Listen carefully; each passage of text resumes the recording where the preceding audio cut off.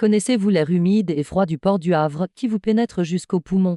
Ici, le ciel gris s'abat sur la mer comme une plaque de plomb. Mais j'aime cette grisaille. Parce que c'est ici chez moi, mon royaume.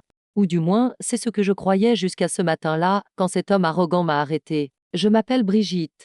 Mon nom de famille est Bardot. Oui, je porte le même nom que la célèbre actrice. Mais ma vie ne se déroule pas devant les caméras, mais dans les eaux les plus dangereuses de France, à la poursuite de trafiquants et d'organisations criminelles internationales. Je suis contre-amiral. Je suis chef de la surveillance côtière et de la coordination douanière. En d'autres termes, je suis l'autorité suprême sur ces eaux, ces frontières et le bitume sur lequel je me tenais ce jour-là. Mais ce jour-là, je ne portais pas mon uniforme. Je revenais d'une opération secrète qui avait duré plusieurs semaines. Une opération baptisée Horizon Bleu, au cours de laquelle nous avions suivi des tonnes de drogue qui tentaient d'être introduites en France depuis la mer du Nord, une opération qui nous avait privés de sommeil, stressés et vêtus de tenue civile. Je conduisais ma vieille berline bleu marine, un peu usée, mais discrète, que j'utilisais depuis des années. Je portais un simple trench coat à Jean et mes cheveux étaient en bataille. En somme, vu de l'extérieur, je ne ressemblais pas à l'un des officiers supérieurs de la marine française, mais plutôt à une femme d'âge mûr fatiguée, rentrant de son week-end. Et malheureusement, pour certains hommes, une femme seule est fatiguée. Est la cible la plus facile à écraser. Je me suis dirigé vers la porte baie du port, c'est-à-dire la sortie spéciale réservée au personnel autorisé et au passage diplomatique. La plaque d'immatriculation de ma voiture était enregistrée dans le système avec le code immunité et droit de passage prioritaire. J'attendais que la barrière se lève automatiquement. C'était toujours le cas. Mais ce matin-là, la barrière ne s'est pas levée. À la place, un homme est sorti de la cabine vitrée. J'ai lu sur l'écusson métallique brillant sur sa poitrine qu'il s'appelait Marcel, agent des douanes. Il avait la trentaine bien avancée, un léger embonpoint et un regard qui semblait dire « c'est moi qui ai créé ce monde ». Même la façon dont il posa sa tasse de café par terre ressemblait à un défi. Il s'approcha lentement de ma voiture, d'un palace. Je baissai la vitre. « Quel est le problème, monsieur l'agent ?» ai-je demandé en essayant de garder un ton calme. « Je pense que le système n'a pas reconnu ma plaque d'immatriculation. » Il ne m'a pas répondu. Il a d'abord regardé à l'intérieur de ma voiture, les dossiers en désordre sur la banquette arrière, puis il m'a regardé avec dégoût, en particulier mon visage sans maquillage et mes vêtements simples. Je connaissais très bien l'expression que je voyais dans ses yeux.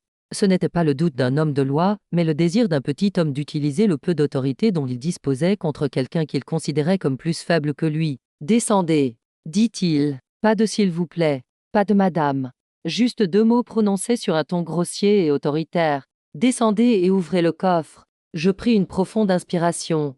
La fatigue de l'opération pesait sur mes épaules, mais je connaissais le protocole. « Écoutez, monsieur l'agent, » dis-je en durcissant légèrement le ton. « J'ai la priorité de passage. Si vous vérifiez mon identité, je vous ai dit de descendre, » a-t-il crié en portant la main à sa matraque. « C'est moi qui fixe les règles ici, pas vos belles paroles. Vous n'inspirez aucune confiance. Cette voiture, votre état. Vous êtes certainement un contrebandier. » À ce moment-là, j'ai senti quelque chose se briser en moi. Mais ce n'était pas une rupture due à la tristesse. C'était comme la rupture d'un barrage. À ce moment-là, les tonnes de retenue derrière, c'est-à-dire ma colère, étaient sur le point d'être libérées. C'est à ce moment précis que je voudrais vous poser une question. Car je suis sûr que vous qui m'écoutez en ce moment avez déjà vécu cela. Avez-vous déjà rencontré dans votre vie ces pauvres types qui, parce qu'ils ont un uniforme, un bureau ou un tout petit pouvoir, se prennent pour Dieu et essaient de vous écraser? Si votre réponse est oui, abonnez-vous à la chaîne et activez les notifications. Car l'histoire que je vais vous raconter dans un instant sera la gifle la plus dure que ces gens aient jamais reçue, et vous ne voudrez pas la manquer. Je suis descendu de la voiture. Le vent froid m'a frappé le visage. « Monsieur l'agent, » ai-je dit, en essayant toujours de rester diplomate. « Vous vous trompez. Je... » « Taisez-vous, » m'a-t-il interrompu. Il m'a arraché la clé des mains et s'est dirigé vers le coffre. Lorsqu'il a ouvert le coffre, il a vu ma valise en cuir contenant mes effets personnels, mes vêtements civils et mes rapports d'opération. Vous connaissez la procédure normale. Le fonctionnaire vous demande d'ouvrir votre sac, puis le contrôle poliment. Mais Marcel n'avait pas l'intention de contrôler. Marcel avait l'intention d'humilier. Il a attrapé la valise par la poignée et l'a jetée sur l'asphalte sale, gras et humide. La fermeture éclair a éclaté, et à ce moment-là, toutes ces années accumulées, ma vie privée, mon intimité se sont retrouvées éparpillées par terre. Mes chemises en soie sont tombées dans une flaque d'eau boueuse. Mes chaussures de rechange ont roulé.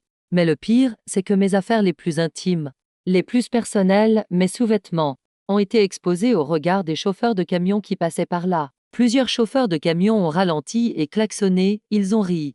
Marcel, quant à lui, souriait. Avec son sourire dégoûtant et satisfait, il a donné un coup de pied dans mes affaires qui gisaient par terre. Ah, regardez-moi ça, a-t-il dit. Dame goût de luxe. Où as-tu trouvé cet argent? Dans la drogue? Ou dans d'autres activités? C'était la goutte d'eau qui faisait déborder le vase. Le sang ne m'est pas monté à la tête, non.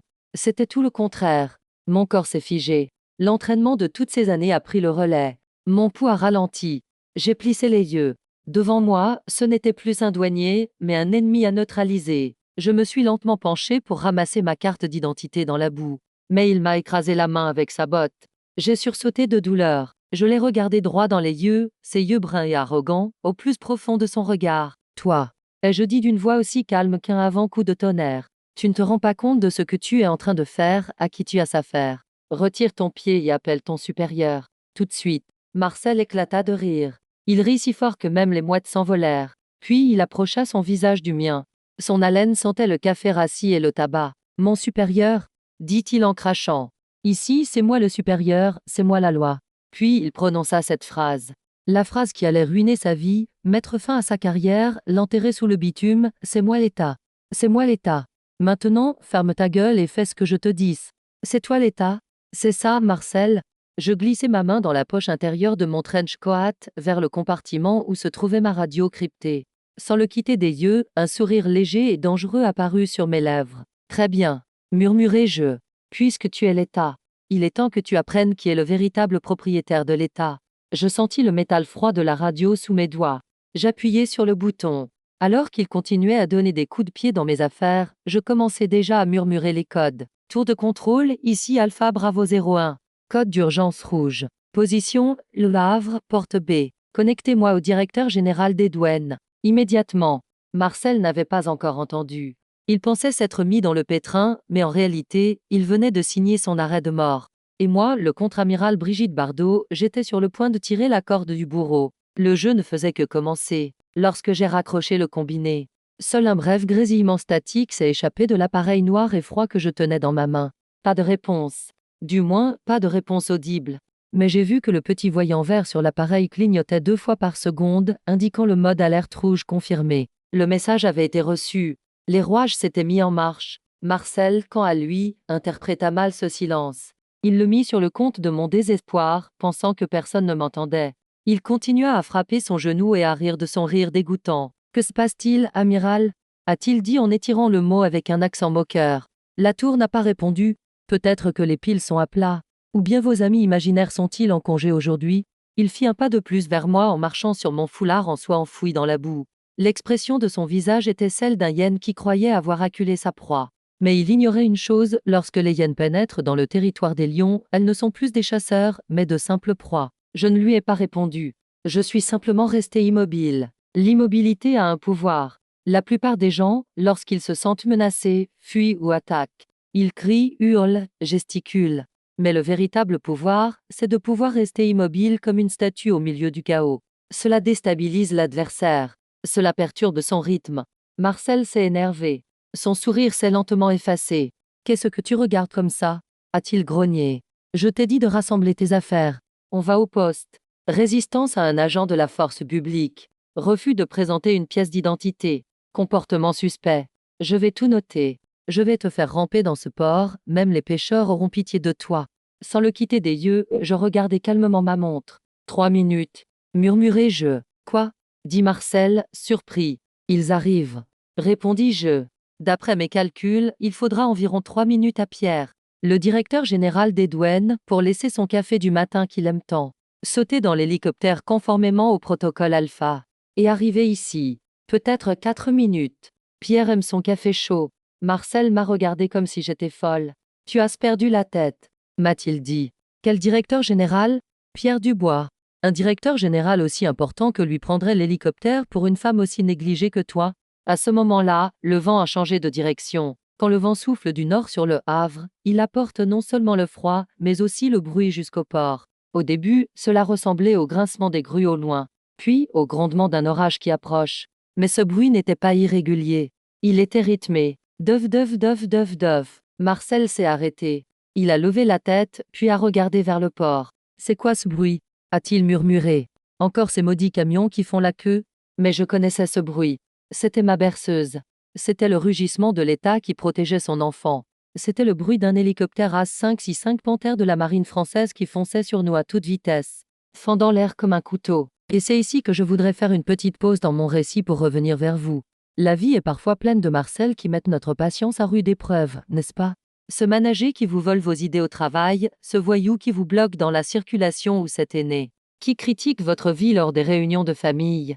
Vous avez envie de leur répondre, de leur crier dessus. Mais ne le faites pas, car la plus grande vengeance, c'est le bruit de l'hélicoptère, qui suit votre silence. C'est-à-dire le bruit de votre succès, de votre puissance. Quand votre hélicoptère arrivera-t-il? Où est-il déjà arrivé? Partagez ce moment avec moi dans les commentaires, j'ai hâte de vous lire. Revenons au port. Le son n'était désormais moins un bruit qu'une pression qui faisait vibrer notre cage thoracique. Entre les conteneurs du port, un point noir apparut à l'horizon. Le point grossit rapidement, grossit encore, puis se transforma en un oiseau de proie métallique. Marcel est devenu encore plus pâle que le ciel gris. Il a relâché sa prise sur sa matraque. Ses yeux se sont fixés sur l'énorme machine qui descendait vers nous, ignorant les règles du port. L'hélicoptère descendit bien en dessous de l'altitude de sécurité, presque à la hauteur des lampadaires au-dessus de nos têtes. Le vent violent créé par les hélices souleva la boue au sol.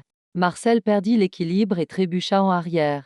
Son chapeau s'envola, ses cheveux s'en mêlèrent. Mes chemises en soie, éparpillées sur le sol, se mirent à danser autour de nous sous l'effet du vent. Quant à moi, je ne bougeais pas. Mes cheveux me fouettaient le visage, les pans de mon trench coat flottaient au vent, mais mes pieds semblaient cloués au sol. Je levai la tête et aperçus la silhouette familière assise dans la porte ouverte de l'hélicoptère, regardant vers le bas avec des jumelles à la main. Le directeur général Pierre. Et à ses côtés, 2 policiers des forces spéciales en tenue complète. La voix métallique et divine qui sortait du haut-parleur de l'hélicoptère a résonné dans tout le port douanier. Posez immédiatement votre arme et votre matraque. Mettez vos mains sur votre tête et mettez-vous à genoux. Marcel, sous le choc, fut incapable de réagir à ce son, le plus fort qu'il ait jamais entendu de sa vie. Il me regarda, puis l'hélicoptère, puis moi à nouveau. Ses lèvres tremblaient. Mais, fut tout ce qu'il parvint à dire. Qui êtes-vous? Au milieu du bruit du vent, je fis un pas vers lui. La distance entre nous s'était réduite. Ce n'était plus l'hélicoptère dans le ciel qui devait lui faire peur. C'était moi. Je me suis penché vers son oreille et j'ai modulé ma voix pour qu'elle couvre le bruit des hélices. Je te l'avais dit, Marcel, dis-je. Je ne suis pas seulement une femme. Je suis l'incarnation même de cet état, en lequel tu as tant confiance. L'hélicoptère était sur le point de poser ses roues sur le sol. L'asphalte tremblait. Mais ce n'était pas l'asphalte qui faisait trembler Marcel, c'était le regret tardif qui le rongeait jusqu'au plus profond de lui-même. Le jeu était terminé. L'heure était venue de régler les comptes. Au moment où les roues de l'hélicoptère touchèrent le bitume froid, le temps sembla s'être arrêté un instant dans le port du Havre. Lorsque le vent violent créé par les hélices se calma, il ne resta plus qu'un silence lourd et oppressant et la respiration haletante de Marcel. Le directeur général des douanes, Pierre Dubois, descendit de l'hélicoptère avec l'agilité d'un panthère. Il portait un costume gris impeccablement repassé, mais l'inquiétude qui se lisait sur son visage venait gâcher cette image parfaite. Les 2 policiers des forces spéciales qui le suivaient formèrent rapidement un cordon de sécurité autour de nous, leurs armes pointées vers le sol. Pierre courut vers moi. Son regard se posa d'abord sur mes chaussures boueuses, puis sur ma chaussette déchirée et enfin sur mes effets personnels qui flottaient dans les flaques d'eau au sol. Son visage devint rouge vif. « Mon amiral » dit-il à bout de souffle. Sa voix tremblait. « Contre-amiral Bardot, vous allez bien? Sommes-nous en retard? Y a-t-il une attaque ?» À ce moment-là, à l'instant où le mot amiral sortit de la bouche de Pierre, le monde de Marcel s'écroula. Je jetai un coup d'œil à Marcel. Sa couleur était passée d'un blanc pâle à un gris maladif. Ses genoux semblaient se dérober sous lui. Sa matraque lui échappa des mains et heurta le sol dans un bruit métallique. Ses lèvres bougèrent comme pour dire l'amiral, mais aucun son ne sortit. Son cerveau essayait d'assimiler le fait que cette femme qu'il venait de traiter de passeuse et de clocharde, et dont il avait donné un coup de pied dans les affaires était en réalité l'un des commandants les plus redoutés de la marine française. Et le système était en panne. Je me tournai vers Pierre. Ma voix était calme, maîtrisée, mais tout aussi tranchante. Il n'y a pas d'agression physique, Pierre, dis-je. Mais il y a une grave atteinte à l'honneur de l'État. J'ai désigné Marcel du doigt. Ce grand gaillard, ce tyran qui venait de rugir l'État, c'est moi, était maintenant recroquevillé, réduit à l'état de petit enfant. Pierre se tourna vers Marcel. Le regard du directeur général était si sévère que Marcel dut reculer d'un pas. Vous, dit Pierre, vous rendez-vous compte de ce que vous avez fait, monsieur l'agent? Vous venez d'arrêter et de harceler la voiture de la contre-amiral Brigitte Bardot, présidente de la coordination conjointe OTAN-France pour la sécurité maritime? Marcel se mit à bégayer. Monsieur, je suivais simplement la procédure. Je veux dire, j'ai regardé son type et mon apparence. Je m'interposai. Je n'élevai pas la voix, mais le ton glacial de ma voix suffit à faire taire Marcel. Je m'approchai lentement de lui. Je m'arrêtai à quelques centimètres de lui. L'uniforme, Marcel. Ai-je murmuré. L'uniforme n'est qu'un morceau de tissu si celui qui le porte n'est pas un homme. Tu t'es senti puissant quand tu as enfilé cet uniforme, n'est-ce pas? Derrière cette barrière, avec ton arme à la ceinture, tu te croyais intouchable. Quand tu as vu cette femme vulnérable et fatiguée devant toi, tu as pensé que tu pouvais l'écraser. Les yeux de Marcel se sont remplis de larmes. De peur? Non. De l'impuissance que lui procurait la perte de son pouvoir. Mais tu oublies une chose. Et je poursuivis. Le vrai pouvoir, ce n'est pas d'écraser les gens, c'est de les protéger. Tu viens de dire l'État, c'est moi. Non, Marcel. L'État est au service de ses citoyens. Un tyran qui les opprime, qui bafoue leur intimité, qui se moque d'eux, ne peut pas être un État. Tout au plus, il est un cancer pour l'État. Un profond silence s'installa. Même les mouettes se turent. C'est ici, à vous qui me regardez en ce moment, et en particulier aux femmes, que je voudrais m'adresser. Combien de fois dans votre vie avez-vous rencontré un Marcel qui vous disait tu ne comprends pas, tu n'y arriveras pas, ou tu n'es pas à ta place ici, quelqu'un qui vous jugeait sur votre apparence, votre sexe ou votre situation du moment? Imaginez maintenant l'expression sur le visage de Marcel.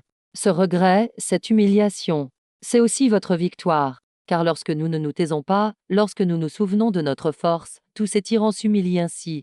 Si vous avez aimé cette sensation, n'oubliez pas d'aimer la vidéo. Car la punition de Marcel ne fait que commencer. Je me suis tourné vers Pierre. Prends le badge et l'arme de cet agent, Pierre. Tout de suite. Pierre fit signe aux soldats. 2 agents des forces spéciales saisirent Marcel par les bras.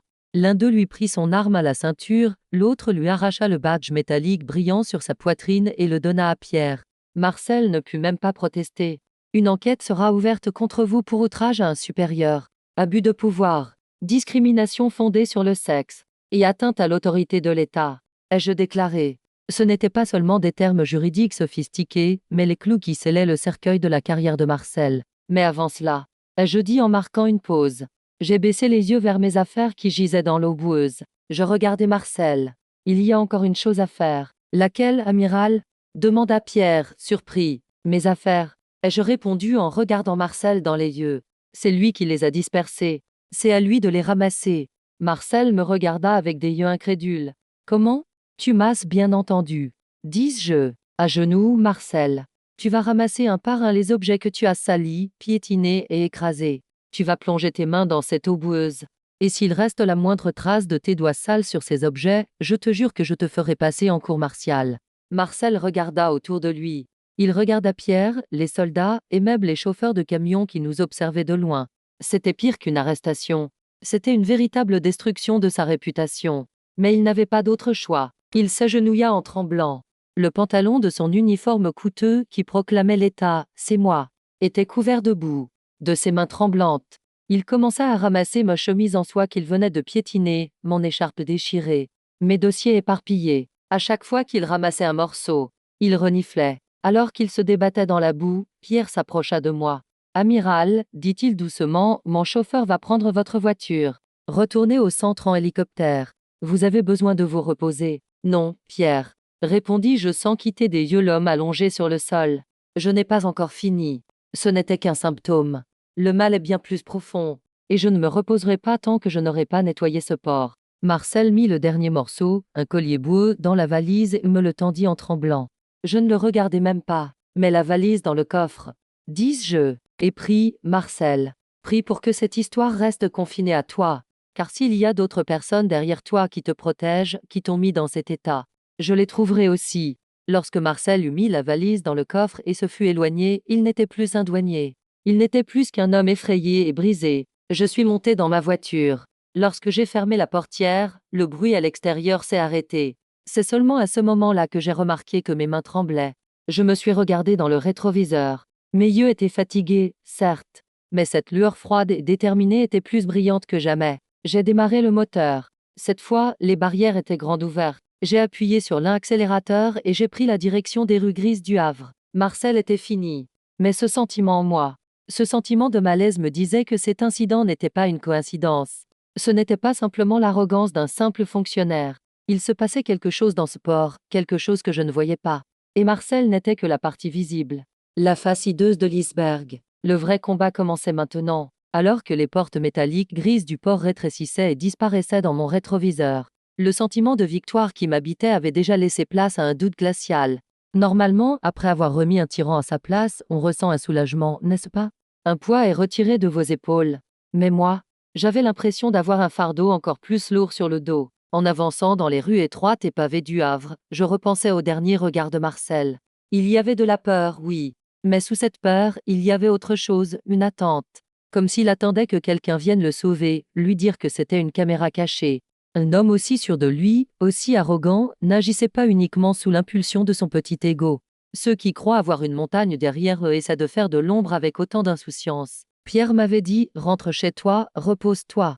Mais au lieu de prendre le volant pour rentrer chez moi, dans mon appartement paisible avec sa cheminée chaleureuse et sa vue sur la mer, j'ai pris la direction de l'autre bout de la ville, vers le bâtiment de béton froid du centre de commandement des gardes-côtes. Car un chasseur, lorsqu'il entend une branche se briser dans la forêt, ne va pas se coucher.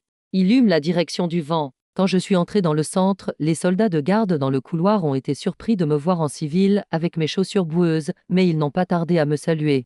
À l'aise, ai-je dit en faisant un signe de la tête. Je suis entré directement dans la pièce sombre remplie d'écrans que nous appelions l'aquarium, où nous surveillons tout le trafic portuaire, les registres douaniers et les mouvements du personnel. Je me suis assis devant l'ordinateur. Mes doigts couraient rapidement sur le clavier, mais je n'avais qu'un seul nom en tête, Marcel. Je me suis connecté au système. Registre du personnel Douaneport B Marcel D. À première vue, tout semblait normal. 12 ans de service, des notes de performance moyennes, quelques petites sanctions disciplinaires. Son salaire était celui d'un fonctionnaire standard, 2400 € net par mois. Mais le diable se cache dans les détails. J'ai commencé à croiser les relevés de compte avec les tableaux de service. Et là, je l'ai trouvé. Cette petite anomalie qui me donnait la nausée. Au cours des 8 derniers mois, Marcel avait insisté pour travailler de nuit le 3e mardi de chaque mois. Et plus intéressant encore, ces demandes avaient chaque fois été approuvées par initiative administrative. Alors, qu'est-ce qui arrivait au port du Havre le 3e mardi de chaque mois? J'ai ouvert les registres d'entrée du port. J'ai retenu mon souffle en parcourant l'écran. 18 janvier, cargo La Belle Époque, en provenance de Colombie. 15 février, cargo La Belle Époque, en provenance de Colombie. 15 mars, La Belle Époque. Le schéma était si clair qu'il fallait être aveugle pour ne pas le voir. Marcel était à la porte à chaque fois qu'un certain navire en provenance d'Amérique du Sud accostait. Et la cargaison de ce navire était déclarée comme fruit exotique. Mais ce n'était pas le plus choquant. Le plus choquant, c'est ce que j'ai découvert en consultant non pas les comptes bancaires de Marcel, mais un compte passif, au nom de sa femme, chaque 4e mercredi du mois, soit exactement un jour après l'arrivée du navire. Un virement régulier de 5 000 € était effectué sur ce compte sous le nom de frais de consultation. Qui était l'expéditeur? Lumière Logistique. C'est là que je voudrais revenir vers vous. Vous est-il déjà arrivé, dans votre vie, de découvrir un petit mensonge et de tirer sur le fil pour découvrir une énorme pelote? Comme cette grande trahison qui se cache derrière un message disant nous sommes juste amis? Ou comme cette petite erreur au travail qui s'avère être en réalité une grande corruption? Si votre instinct vous dit quelque chose ne va pas ici, écoutez-le. Car cette voix est votre meilleure protectrice. À ce moment-là, ma voix intérieure criait. Quand la vôtre s'est-elle manifestée? Je veux entendre ce moment dans les commentaires. Lumière Logistique. Ai-je murmuré? J'ai cliqué sur le registre du commerce. Sur le papier, l'entreprise semblait être une société de transport de taille moyenne basée à Paris. Propriétaire un prête-nom du nom de Jean-Paul Gauthier. Mais lorsque j'ai regardé les membres du conseil d'administration de l'entreprise, j'ai senti mon sang se glacer. L'un des noms m'était familier. Très familier. Il ne s'agissait pas d'un membre du conseil d'administration, mais d'un conseiller juridique. L'avocat Antoine B. Antoine. Non, ce n'était pas mon avocat dans mon divorce.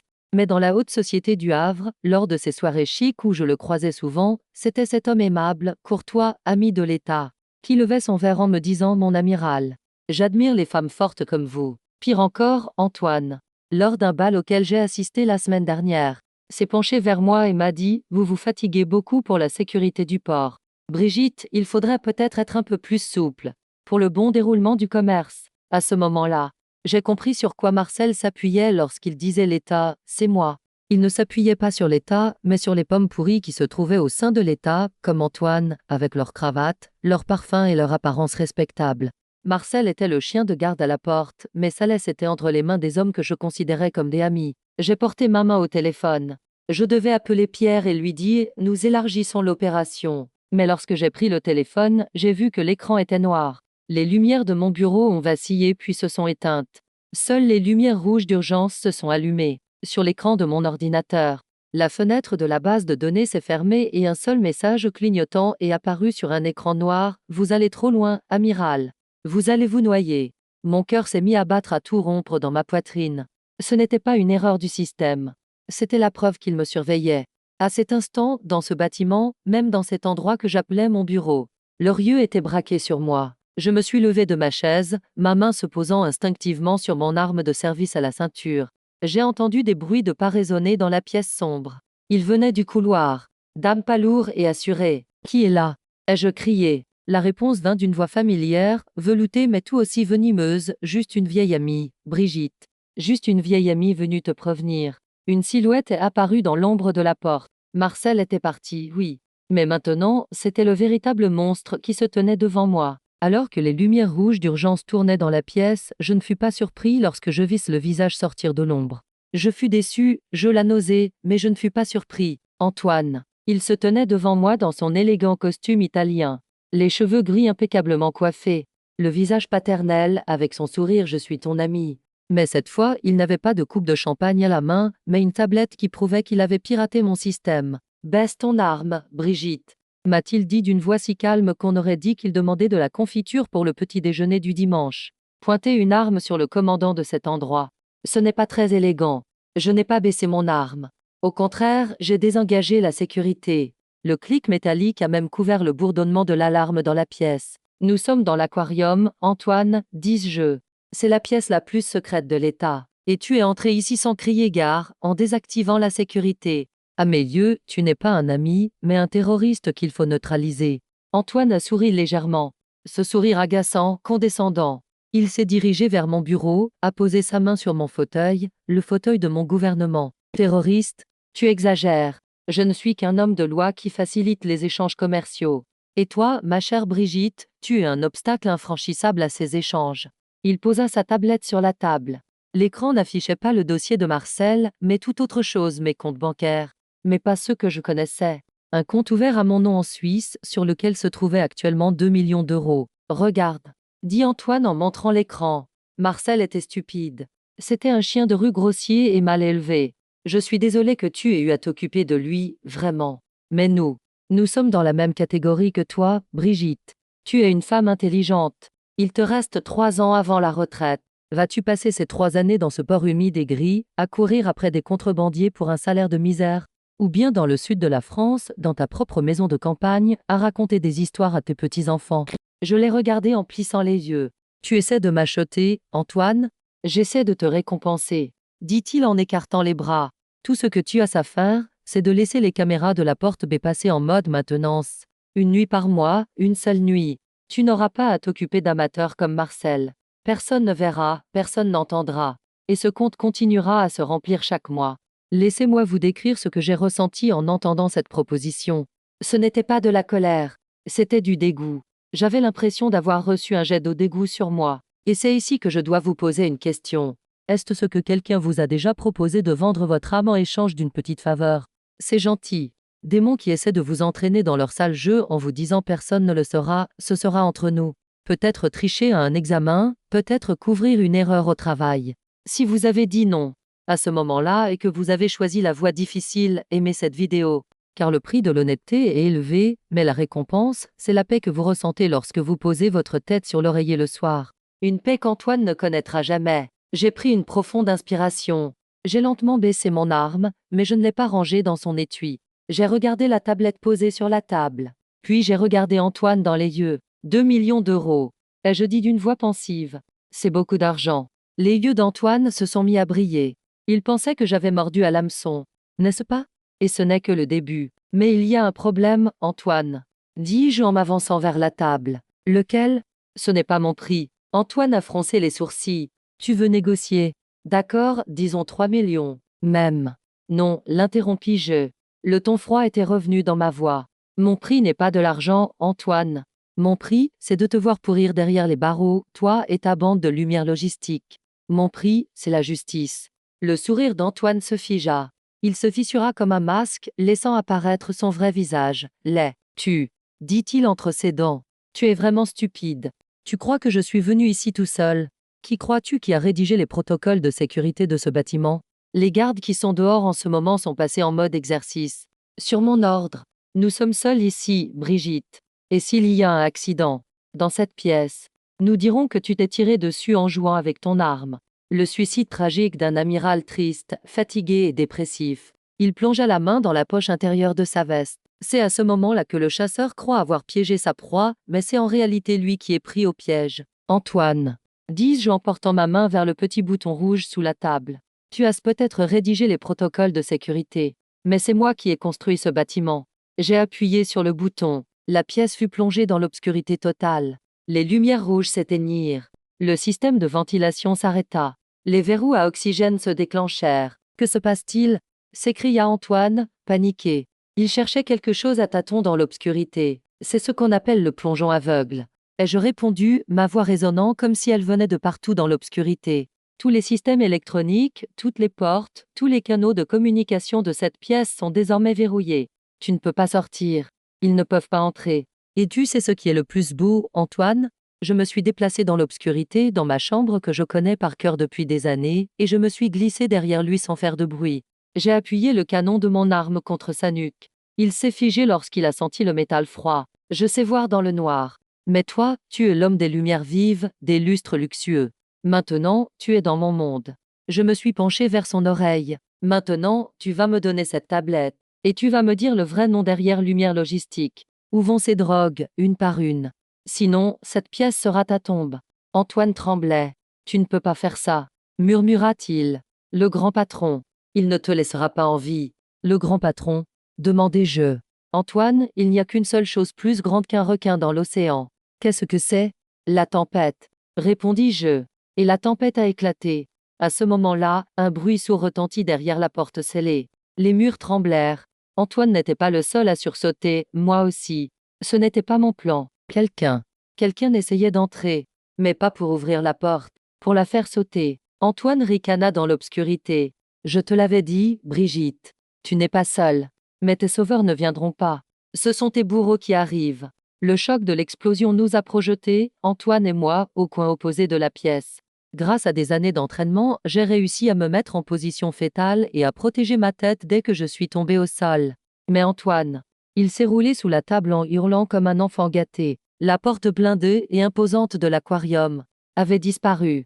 À sa place, il n'y avait plus qu'un amas de métal tordu et un épais nuage de fumée grise. Et de cette fumée sont sorties 3 silhouettes, comme sorties tout droit de nos cauchemars. Ce n'étaient pas des policiers, ce n'étaient pas des soldats, c'étaient des nettoyeurs. Professionnels, entièrement équipés, portant des lunettes de vision nocturne et des armes automatiques avec silencieux, sans aucun insigne ni drapeau. Antoine bondit, soulevant la poussière. Avec son arrogance naïve et aveugle, il leva les bras en l'air. « Je suis là !» a-t-il crié d'une voix cassée. « C'est moi, Antoine. La femme est là. Ne tirez pas, c'est moi. » À ce moment-là, le temps s'est ralenti. Vous vous en doutez, la première règle dans une opération de sauvetage est de protéger l'otage. Mais ceux qui arrivaient n'ont pas pointé leurs armes sur moi, mais directement sur la poitrine d'Antoine. L'homme à l'avant a parlé dans sa radio d'une voix froide et mécanique, le paquet en est en vue. Protocole d'exécution activé. L'expression sur le visage d'Antoine. Je n'oublierai jamais ce moment. Le moment où il a compris que ses amis l'avaient trahi. Lorsque l'espoir dans ses yeux s'est éteint pour laisser place à la terreur pure, c'était comme si son âme avait quitté son corps. Non, a-t-il seulement réussi à dire. Nous avions un accord. Ils ont appuyé sur la gâchette, mais j'ai été plus rapide. Antoine ne méritait qu'une cellule, oui. Mais à ce moment-là, il était ma seule preuve vivante. S'il mourait, le véritable cerveau derrière Lumière Logistique, le grand patron, resterait à jamais dans l'ombre. Je me suis glissé sur le sol et j'ai donné un coup de pied dans les jambes d'Antoine. Alors qu'il s'effondrait sous le sifflement des balles, celles-ci ont détruit les armoires derrière lui. D'âmes étincelles ont jailli dans les airs. Couche-toi, idiot. Et je rugis. Je l'ai attrapé par le col et l'ai traîné derrière le bureau blindé. Ils vont me tuer. Gémissait Antoine. Il tremblait. Il avait fait pipi sous lui. Il ne restait plus de l'homme en costume italien qu'un tas de chair tremblante peur. Pourquoi? Pourquoi? Parce que tu n'es plus un partenaire, mais un témoin, Antoine. Ai-je répondu en sortant mon arme du bord de la table et en ouvrant le feu. Ils ne sont pas venus te sauver. Ils sont venus clore le dossier. Et toi, tu as un dossier qui doit être clos. C'est au milieu de ce chaos que je voudrais revenir vers vous un instant. Avez-vous déjà vécu ce moment douloureux où vous avez réalisé que les personnes en qui vous aviez le plus confiance, celles sur lesquelles vous comptiez, ne vous utilisaient en réalité que comme un tremplin? Ce moment où, une fois leurs intérêts satisfaits, elles vous ont jeté comme un déchet. Antoine vit actuellement la trahison la plus sanglante qui soit. Si vous connaissez vous aussi le goût froid de la trahison, écrivez-vous n'êtes pas seul. Dans les commentaires. Car en ce moment même, Antoine paye le prix de cette trahison. Les balles frappaient la table. Dames éclats métalliques me sautaient au visage. Ils étaient 3. C'étaient des professionnels. Et ils avaient plus de munitions que nous. Nous ne pouvions pas sortir de cette pièce en combattant. Mais ils avaient oublié une chose, c'était ma chambre. Le plongeon aveugle ne consistait pas seulement à verrouiller les portes. Il activait également le système d'extinction d'incendie en mode gaz halogène. Un gaz qui coupe l'oxygène et réduit la visibilité à 0. J'ai remis ma main sur le bouton rouge. Mais cette fois-ci, j'ai abaissé le levier jaune situé juste à côté. Avec un sifflement, un gaz blanc dense s'est échappé des buts au plafond et s'est répandu dans la pièce. La visibilité est tombée à 10 cm. Les lunettes de vision nocturne des agents d'entretien sont devenues inutiles dans ce brouillard épais. Ne tousse pas. Ai-je dit à Antoine en lui couvrant la bouche avec ma main. Retiens ta respiration. Suis-moi. Je l'ai traîné jusqu'au coin de la pièce où se trouvait un passage secret qui ressemblait à une colonne décorative, mais qui était en fait l'ancienne bouche d'aération du bâtiment. J'ai ouvert le panneau d'un coup de pied. Entre. Lui et je dis. Je ne rentrerai pas là-dedans. C'est-il plein? Soit tu y entres, soit ils te font une cervelle sur le tapis. À toi de choisir. Antoine s'est précipité dans le tunnel étroit, terrifié. Je l'ai suivi et j'ai refermé le panneau, alors que les balles commençaient déjà à perforer le couvercle métallique. Nous rampions dans un tunnel sombre, étroit et poussiéreux. Antoine pleurait en sanglotant devant moi, frappant le mur avec ses coudes. Je suis fini. Je suis fini. Marmonnait-il. Tais-toi. Lui et je murmurais. Tu n'es pas encore fini. Mais si tu ne te tais pas, je ferai ce que ces hommes n'ont pas pu faire. Au bout du tunnel, nous sommes arrivés dans l'ancienne chaufferie au sous-sol du bâtiment. Nous étions couverts de poussière, de suie et de la sueur froide d'Antoine. Antoine s'est adossé au mur, essayant de reprendre son souffle. Il m'a regardé. Il n'y avait plus d'arrogance dans ses yeux, ni de gratitude. Seulement une peur et une confusion sincère. Pourquoi? Demanda-t-il. Pourquoi m'as-tu sauvé? Je t'aurais tué. Je rangeai mon arme dans son étui et secouai la poussière qui me recouvrait. Je le regardais non pas avec dégoût, mais avec pitié. Parce que, Antoine, dis-je, tu es mon ticket. Tu es le seul à savoir qui commande ces hommes. Et tant que tu ne parleras pas, je te garderai en vie. Antoine prit sa tête entre ses mains. Je ne peux pas parler, dit-il. Si je parle, ils tueront non seulement moi, mais aussi ma famille, mes enfants. Tout le monde. Tu ne sais pas avec qui tu as affaire, Brigitte. Cet homme. Le patron. Qui? Demandai-je en l'attrapant par le col. Qui est cet homme? Antoine leva les yeux. À ce moment-là, il murmura un nom qui lui faisait plus peur que la mort. On l'appelle l'ombre. Il n'a pas de visage. Il n'a pas de nom. Mais la moitié de l'État est sur sa liste de paye. Et il est à Paris en ce moment. Il supervisera personnellement la grande expédition. Demain soir, la grande livraison? Je plissai les yeux. Les navires attendus par Marcel n'étaient donc que des broutilles. Oui, répondit Antoine. Le plus grand trafic de drogue et d'armes de l'histoire de la France. Pas au Havre. Directement au cœur de Paris, par la Seine. Je reculai. L'affaire était plus grave que je ne le pensais. Ce n'était pas de la contrebande, mais une tentative d'invasion. Et si tout le monde au sein du gouvernement avait été acheté, à qui pouvais-je faire confiance? Pierre, peut-être. Mais je ne pouvais pas l'appeler.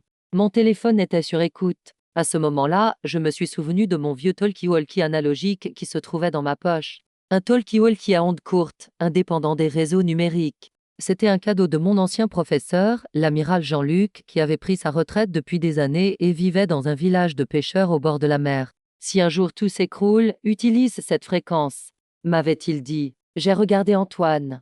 Lève-toi, lui ai-je dit. On s'en va. Où ça? Au fond de l'enfer, ai-je répondu. Ou pire encore, à Paris. Lorsque j'ouvris la porte arrière de la chaufferie, la pluie s'était intensifiée.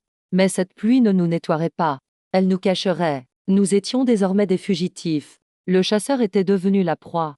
Mais ils avaient oublié une chose, un panthère blessé est la plus dangereuse, dans l'obscurité de la nuit. Alors que je roulais dans les ruelles du Havre, le véhicule sous mes pieds n'était plus ma berline blindée et sécurisée. Elle était désormais une cible. À sa place, j'étais au volant d'une camionnette grise rouillée de 1990 que j'avais empruntée. Au parking des Dockers, Antoine était assis à côté de moi.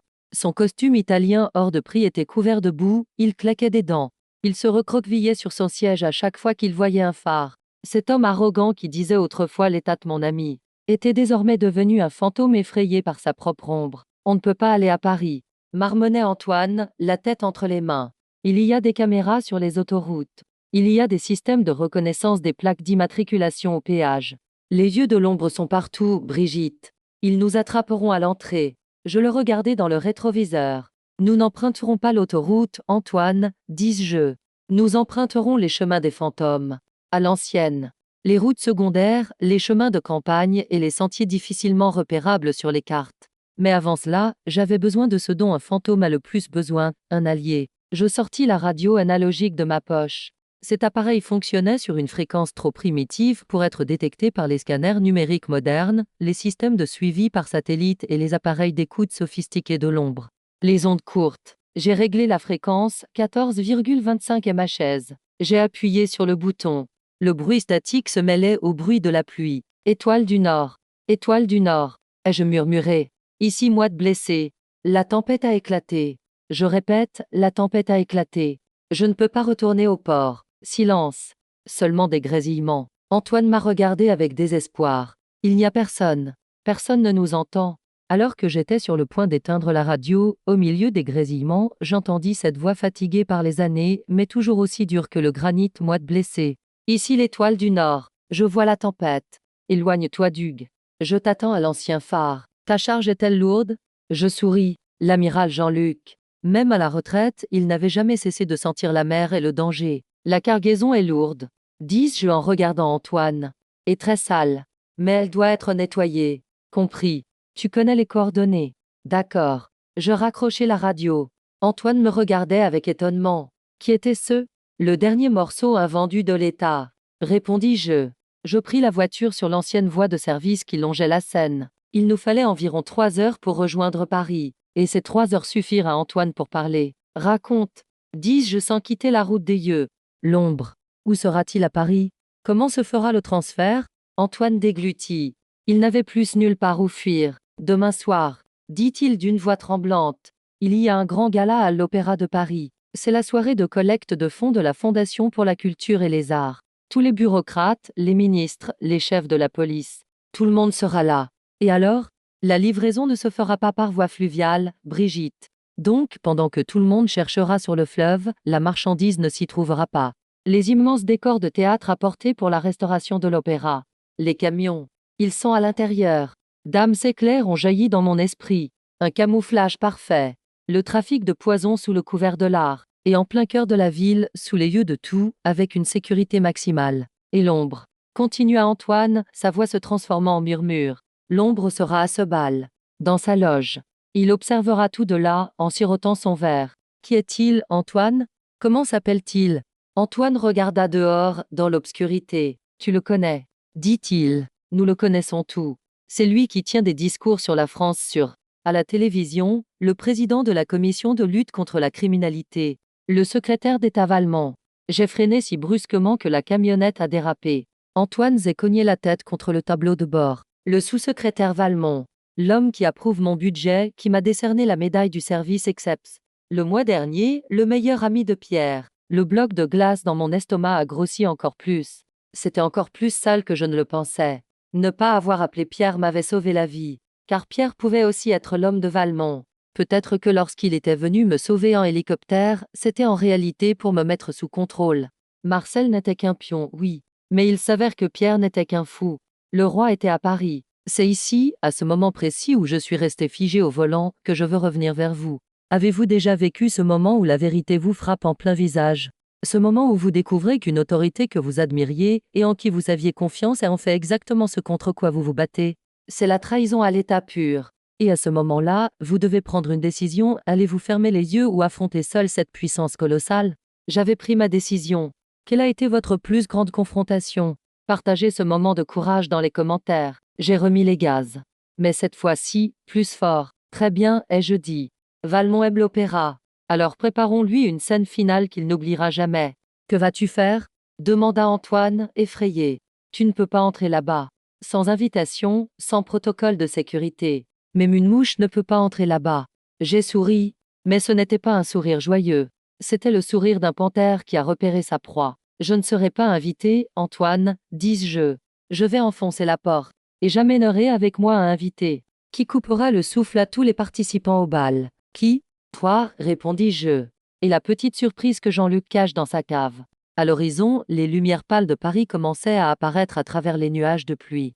Le feu tournant au sommet de la tour Eiffel semblait me chercher. Les jeux d'ombre étaient terminés. Il était temps d'allumer les lumières. Il était 4 heures du matin lorsque nous arrivâmes à l'ancienne péniche.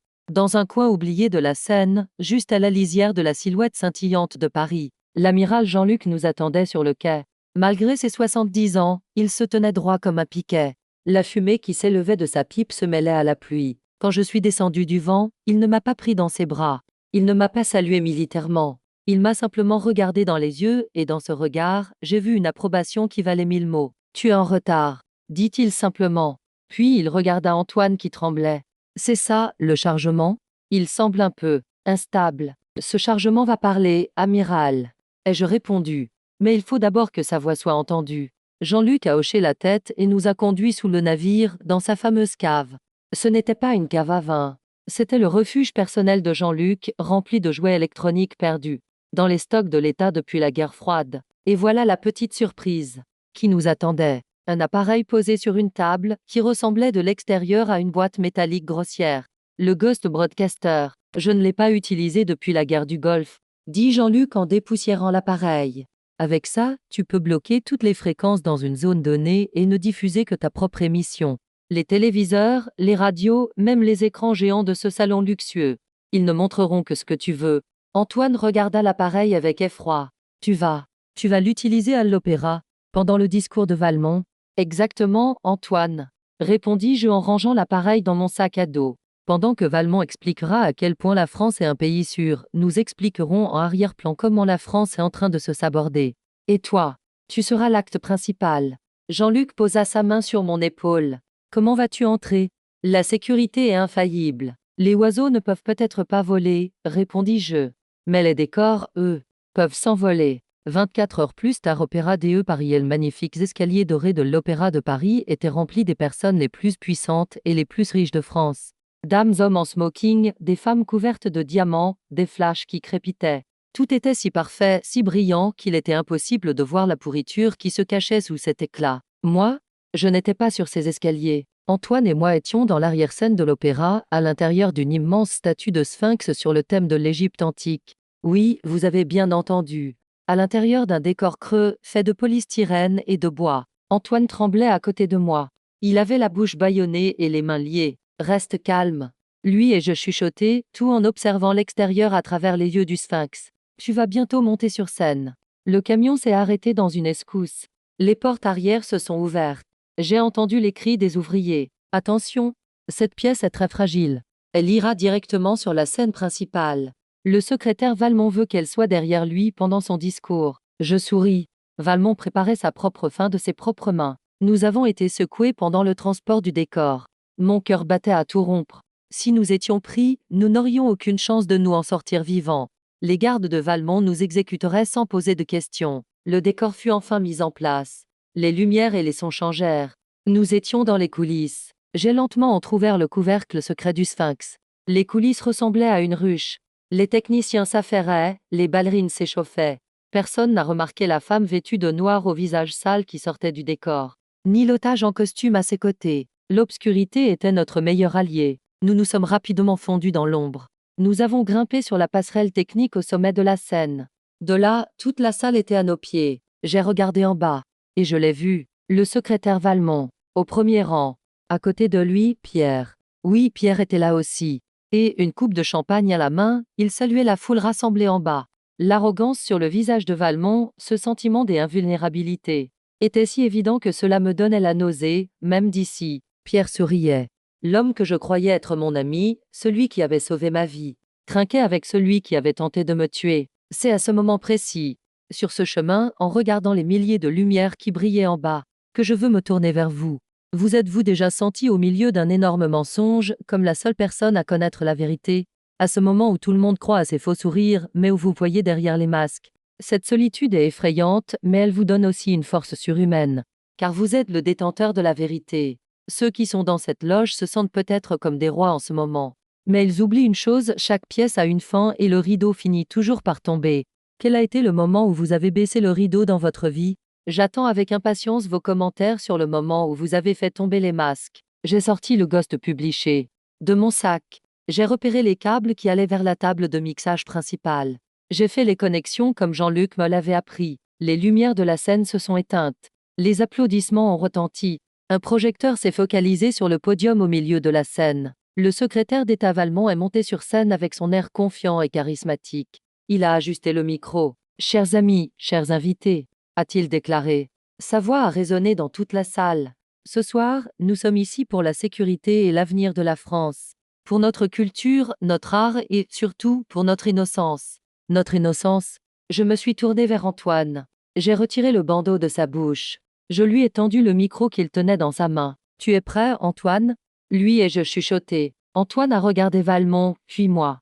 Il n'y avait plus de peur dans ses yeux.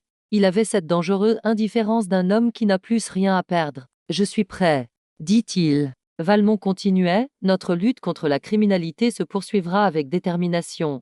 Aucune ombre ne peut obscurcir notre lumière. » Je posai ma main sur l'interrupteur de l'appareil. « Très bien, Valmont, dis-je en moi-même. Puisque tu parles de lumière, parlons un peu de l'obscurité. » Et j'ai appuyé sur l'interrupteur. Au moment où j'ai appuyé sur l'interrupteur, un sifflement aigu a retenti, faisant vibrer les lustres en cristal de l'Opéra de Paris. Le secrétaire d'État Valmont a instinctivement couvert ses oreilles de ses mains. Les écrans LED géants derrière la scène se sont détachés du logo bleu vif affichant le slogan France forte de Valmont et ont pris en quelques secondes une image noire et blanc parasitée. Les milliers d'invités prestigieux présents dans la salle étaient stupéfaits. S'agissait-il d'une attaque terroriste? D'une panne technique? Non, c'était une attaque de la réalité. Valmont a frappé le micro. Le son, réglez le son.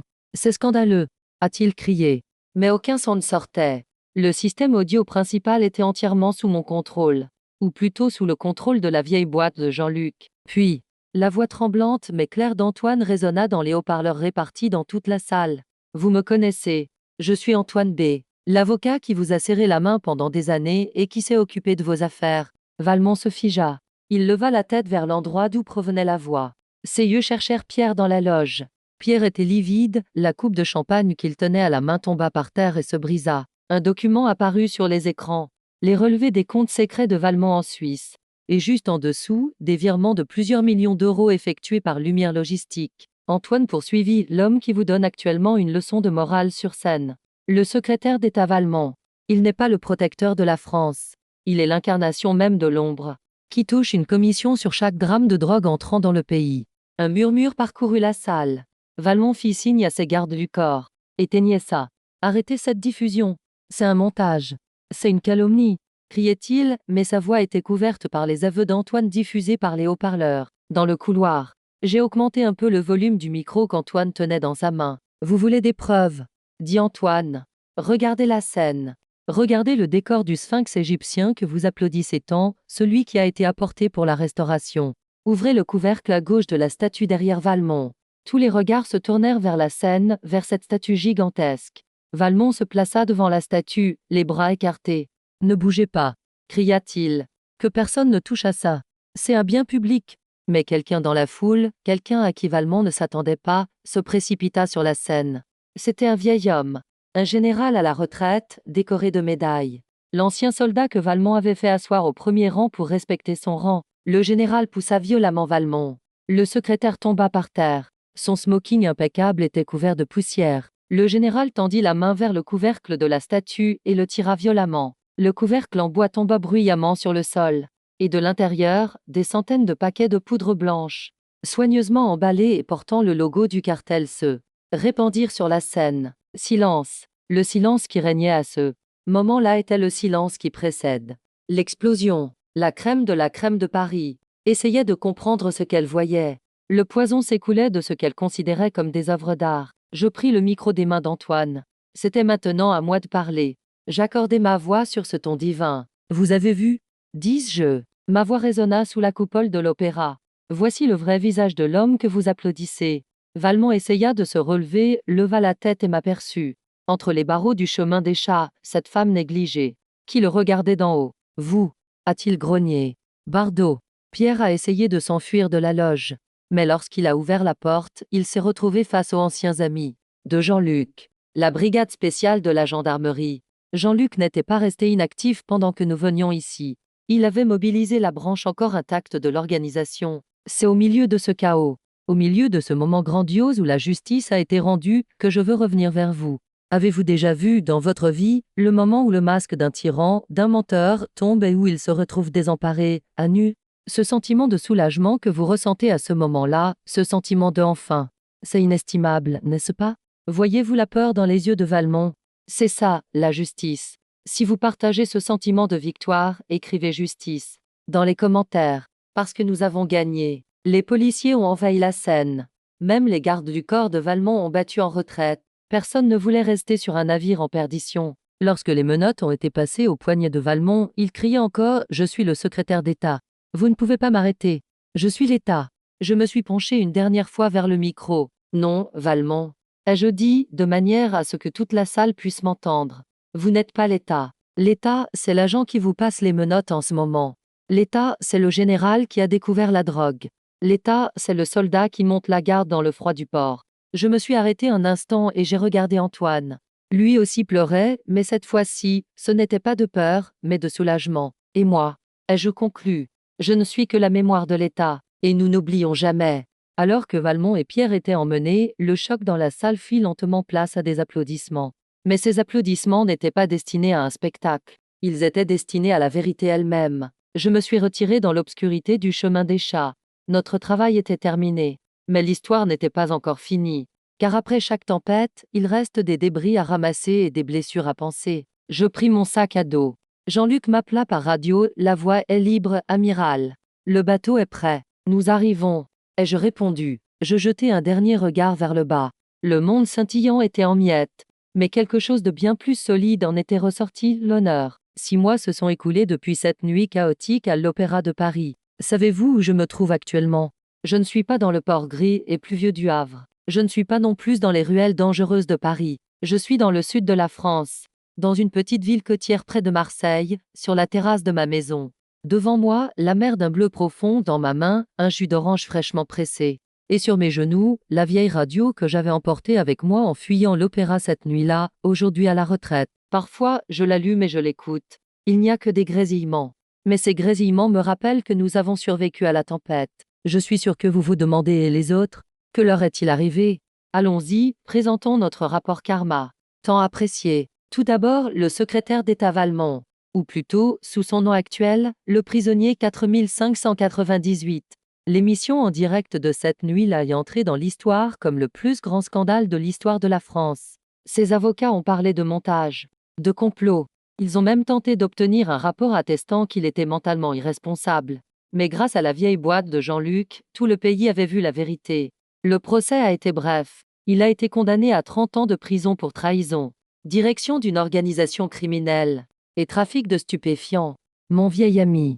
Sa situation est encore plus triste. Comme il n'était pas un criminel aussi important que Valmont, il n'a pas été emprisonné, mais il a perdu quelque chose de plus précieux, sa réputation.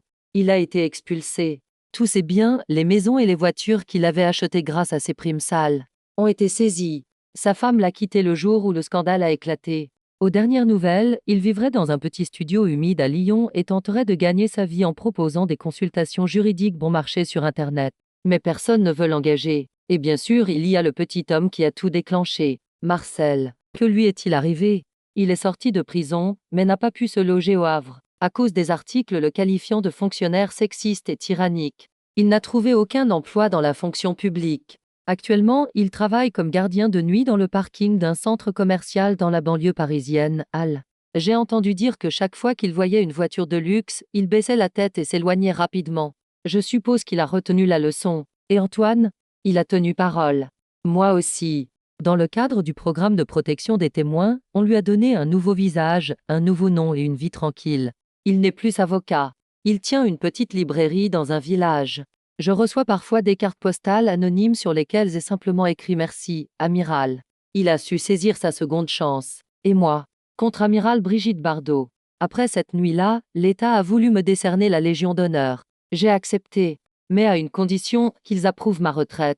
J'ai raccroché mon uniforme. Mais ai-je cessé de me battre? Jamais. Avec une partie des biens confisqués à Valmont, j'ai créé une fondation avec l'accord de l'État, la Fondation Justice Horizon Bleu. Notre objectif, tout comme ce qui m'est arrivé ce jour-là dans le port, apporter un soutien juridique et financier aux femmes victimes de harcèlement moral au travail, victimes d'injustice réduites au silence, ainsi qu'aux fonctionnaires honnêtes. Elles ne sont plus seules. Elles ont derrière elles toute une flotte. Mes amis, je ne vous ai pas raconté cette histoire juste pour faire un polar. Je vous l'ai racontée parce que, ce jour-là, quand Marcel m'a arrêté dans le port, j'ai eu envie de me taire. Laisse tomber, n'insiste pas. Me suis-je dit. Mais je ne me suis pas tue. Et ce simple nom a suffi à démanteler tout un empire criminel. Dans votre vie aussi, vous rencontrerez des Marcel. Vous rencontrerez des Valmont. Vous rencontrerez des gens qui vous diront qui es-tu pour. Répondez-leur comme je l'ai fait, je suis la tempête. Merci de m'avoir écouté et d'avoir partagé mon enthousiasme au cours de ce long voyage. Si cette histoire a éveillé en vous un peu de votre force intérieure, si le fait que justice ait été rendue vous a fait pousser un ouf de soulagement, aimez cette vidéo, partagez votre propre histoire de victoire dans les commentaires, et abonnez-vous à la chaîne, car les dossiers de la Fondation Ma Vie UFUC sont bien remplis, et nous avons encore beaucoup d'histoires à raconter. À bientôt. Et n'oubliez pas, ne vous laissez jamais sous-estimer.